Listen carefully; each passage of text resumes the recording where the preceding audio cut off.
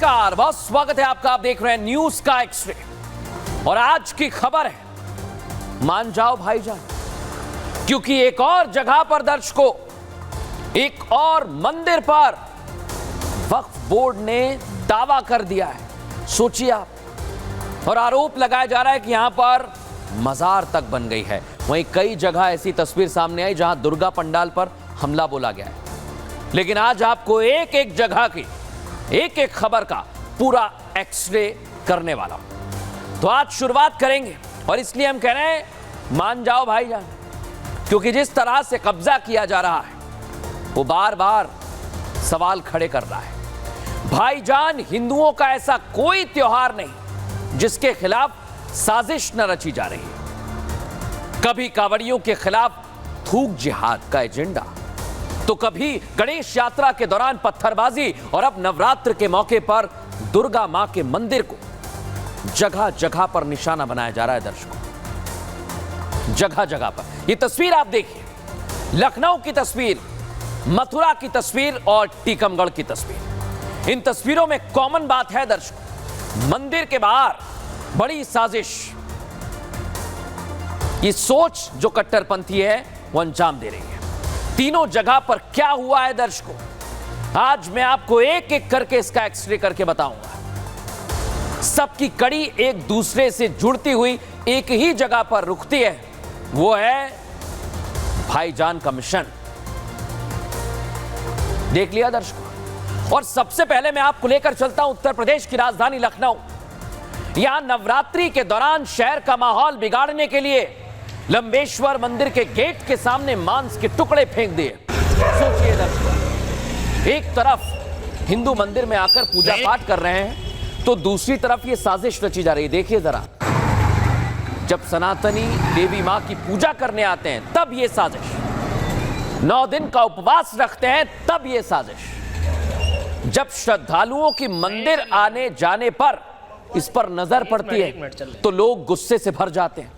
हिंदू समाज के लोग आंदोलन करने लगे हैं। पुलिस ने भी इस मामले में जांच पड़ताल शुरू की, तो खुलासा हुआ कि इस साजिश के पीछे कोई और नहीं, बुर्का है।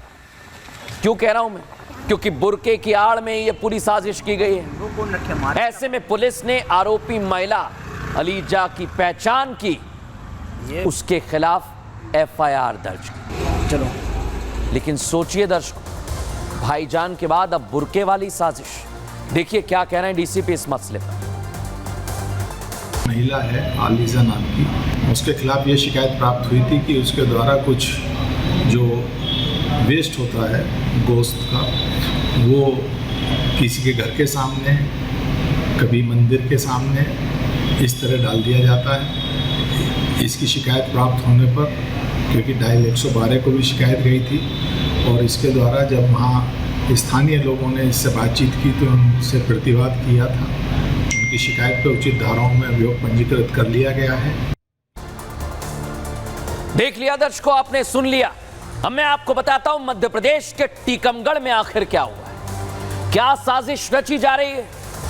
दर्शकों, यहां भी हिंदुओं की धार्मिक भावनाओं को ठेस पहुंचाई जा रही है। मां दुर्गा के पंडाल के पास मांस फेंक दिया गया, जिससे इलाके में तनाव की स्थिति बन गई है। यहां कुछ लोगों को पंडाल के पास बोरी में मांस दिखाई दिया। ये देखिए, आप तस्वीर दिखा रहा हूं मैं। वहां भीड़ जमा हो गई। इसके बाद हिंदूवादी संगठन मौके पर पहुंचे और लोगों ने नारेबाजी शुरू कर दी। पुलिस की टीम भी वहां पर पहुंची, मामले की जांच शुरू कर दी गई। फौरन ही नगर पालिका के सफाई कर्मचारियों को बुलाया गया, सड़क पर धुलवाई कराई, सफाई कराई, तब कहीं जाकर लोगों का गुस्सा शांत हुआ। लेकिन आप सोचिए, क्या ये बहुत बड़ी साजिश नहीं है दर्शकों? क्योंकि एक एक करके ऐसी ही तस्वीर सामने आ रही है, और साजिश सिर्फ यहीं तक सीमित नहीं है। इसमें सबसे आगे वक्फ बोर्ड की मनमानी है, जो मैंने आपको बताया, और इसी मनमानी को रोकने के लिए मोदी सरकार वक्फ बोर्ड कानून 1995 में संशोधन के लिए बिल लाई है। लेकिन ये भाईजान है कि मानते ही नहीं। हाल ही में दिल्ली में 6 मंदिरों पर कब्जा कर दावा ठोका था, हमने आपको एक्सरे दिखाया था, और एक बार फिर इनके इरादे जग जाहिर हो गए दर्शकों।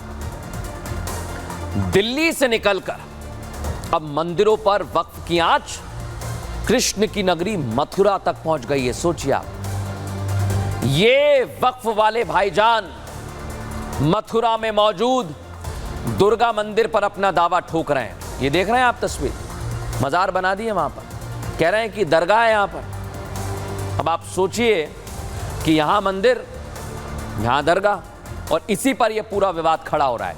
इसी से जुड़ी हुई एक रिपोर्ट आपको दिखाता हूं।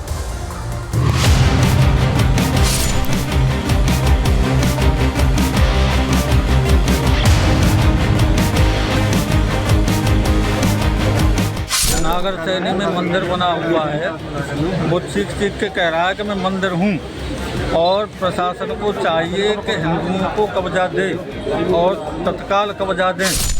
मथुरा के नौह झील में मौजूद दुर्गा माता मंदिर का हर हिस्सा, हर कोना, हर खंबा एक ही बात चीख चीख कर कह रहा है कि मैं मंदिर हूँ। मंदिर का कतरा कतरा, जमीन का कण कण ये गवाही दे रहा है कि परिसर मंदिर का है। इससे दूर दूर तक वक्त का कोई नाता नहीं है। नौझील में जो माता दुर्गा का मंदिर है, वहाँ पर हमारी माता दुर्गा के मंदिर को छीन भिन कर दिया गया है और मूर्ति को गायब कर दिया है। तो हमने माननीय जिलाधिकारी महोदय के द्वारा मुख्यमंत्री से मांग की है कि उस मंदिर का जीर्णोद्धार किया जाए और वहाँ पर रामनवमी के दिन हमें पूजा का अधिकार दिया जाए।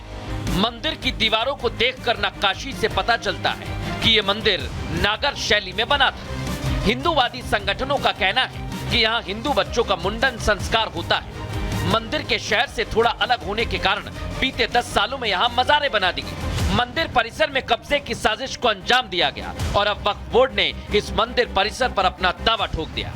पहले जो मंदिर था वो देवी मंदिर, दुर्गा मंदिर के नाम से था, लेकिन मुगलों ने इस मंदिर को तोड़ दिया। हालांकि 16 खंभों होने की बात जो है वो की जा रही है, जिसमें से 14 खंभे ऐसे हैं जिसपे जो हिंदू प्रतिमाएं हैं वो बनी हुई हैं। उसको तोड़ने के भी जो आरोप हैं वो अब साफ तौर पर लगते हुए नजर आ रहे हैं। हालांकि मामला कोर्ट में है, तो इसको लेकर जो तमाम पुलिस बल आप यहाँ पर देख रहे हैं उनको तैनात किया गया है। किसी को भी अब अंदर जाने की जो इजाजत है वो नहीं दी जा रही है।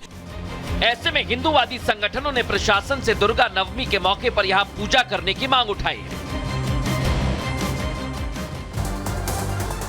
देख लिया दर्शकों आप, कैसे ये कब्जा करने की पूरी साजिश की जा रही है। लेकिन आज इस पर कुछ खुलासे भी हुए हैं दर्शकों। क्या खुलासे? मथुरा में दुर्गा मंदिर में पूजा की इजाजत नहीं दी गई है। हिंदुओं ने नवरात्रि के मौके पर पूजा की मांग उठाई है। हिंदुओं का मां अंबे का मंदिर होने का दावा भी सामने आया। मुगलों ने तोड़कर यहां पर मजार बनाई है, ये कह रहे हैं हिंदू। मंदिर में मूर्ति और तमाम वास्तुकला मौजूद है, जिसकी तस्वीर हमने आपको दिखाई। मंदिर में देवी देवताओं की मूर्ति गायब तक कर दी गई है, ऐसे आरोप लग रहे हैं। हिंदू पक्ष की तरफ से एएसआई जांच की मांग भी की गई है। अब मंदिर और दरगाह का यह मामला कोर्ट पहुंच गया है, कोर्ट में लंबित है। लेकिन दर्शकों, बड़ी बात यह कि यह सिर्फ एक तस्वीर नहीं है।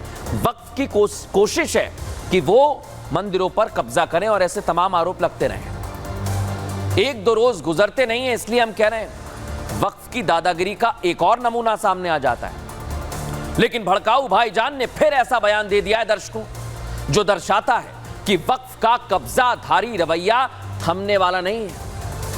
AIMIM चीफ असदुद्दीन ओवैसी अवैध को अवैध, गलत को गलत मानने को तैयार नहीं है, बल्कि ओवैसी उल्टा चोर कोतवाल को डांटे वाली कहावत को सही कर रहे हैं। ये तस्वीरें देखने के बाद वो ये कह रहे हैं कि मुसलमानों की जायदाद छीनने की कोशिश की जा रही है। गुजरात के सोमनाथ में नगर निगम की जमीन पर बीते दिनों हुए बुलडोजर एक्शन पर एक्सरे रिपोर्ट हमने आपको दिखाई थी, लेकिन उस पर असदुद्दीन ओवैसी कैसे भड़का रहे हैं, अब मैं आपको सुनवाने वाला हूं। मोदी चाहते हैं कि जिस तरह गुजरात में 1200 साल पुरानी हाजी मंगरोल शाह की दरगाह को शहीद कर दिया गया, मिसमार कर दिया गया मस्जिदों के साथ, वही हाल पूरे भारत में अगर ये बिल कानून बनता है तो करना चाहते हैं। मैं ये कहा कि वक्फ यूजर खत्म करके मुसलमानों की जायदादों को, मस्जिदों को, खानकाहों को, दरगाहों को, मस्जिदों को, कब्रस्तानों को छीनने की साजिश हो रही है, तो लोग मेरी बात का यकीन नहीं कर रहे थे। देख लिया दर्शकों आपने, यहां पर भी भाईजान भड़का रहे हैं। लेकिन अब मैं आपको बताता हूं कि कार्रवाई कैसी की गई है। ये आप देखिए, सोमनाथ मंदिर से करीब 1.5 किलोमीटर दूर पर बुलडोजर एक्शन हुआ था। ये एक्शन जो दिख रहा है, 58 एकड़ की सरकारी जमीन थी, सुन लीजिए, और इस पर अवैध कब्जा था जिसे हटाया गया है। कई मस्जिदें थी, मज़ारें थी और दरगाह थी जो अवैध तरीके से बनाई गई, उन्हें जमींदोज किया गया है। उज्जैन में आपको याद है महाकाल कॉरिडोर बना, सोमनाथ में भी सोमनाथ कॉरिडोर बनाया जा रहा था। गिर सोमनाथ कॉरिडोर को केंद्र सरकार से मंजूरी मिल चुकी है और सोमनाथ मंदिर के विकास के लिए कई योजनाओं पर काम भी किया जा रहा है। वहीं सोमनाथ कॉरिडोर के निर्माण में तेजी लाई जाए, इसके लिए यह एक्शन हुआ है, लेकिन इस पर भी भड़काने की कार्रवाई की जा रही है। और सबसे बड़ी बात यह है दर्शकों कि जब जब भड़काया जाता है तब तब सवाल खड़े होते हैं। और इधर कुछ मुस्लिम भाईजान मोदी सरकार के वक्फ संशोधन बिल पर लगातार सवाल खड़े कर रहे हैं। विरोध के बाद भी जब केंद्र को अपने आगे झुकता नहीं देखा, तब वो खुलेआम शब्दों में जमीन की हिफाजत खुद करेंगे इस तरह भड़का रहे हैं। सबसे बड़ी बात यह है कि मौलाना भड़काने पर आ गए। रहमानी क्या कह रहे हैं सुनवाता हूं आपको। हमें यह फैसला करना होगा कि उन अमानतों को हम किसी भी कीमत पर जाये नहीं होने देंगे इंशाअल्लाह। यह हमारी जिम्मेदारी है कि हम अमानत की हिफाजत के लिए आगे आए। और यहां ठहर कर यह बात सुन लीजिए कि वक्फ जायदादें वाकिफ की मिल्कियत नहीं होती। जब किसी ने कोई जायदाद अल्लाह की राह में दे दी, वो उसकी मिल्कियत से निकलकर अल्लाह की मिल्कियत में चली गई। अगर हुकूमत उन जायदादों पर बुरी निगाह डाल रही है जो अल्लाह की मिल्कियत हैं,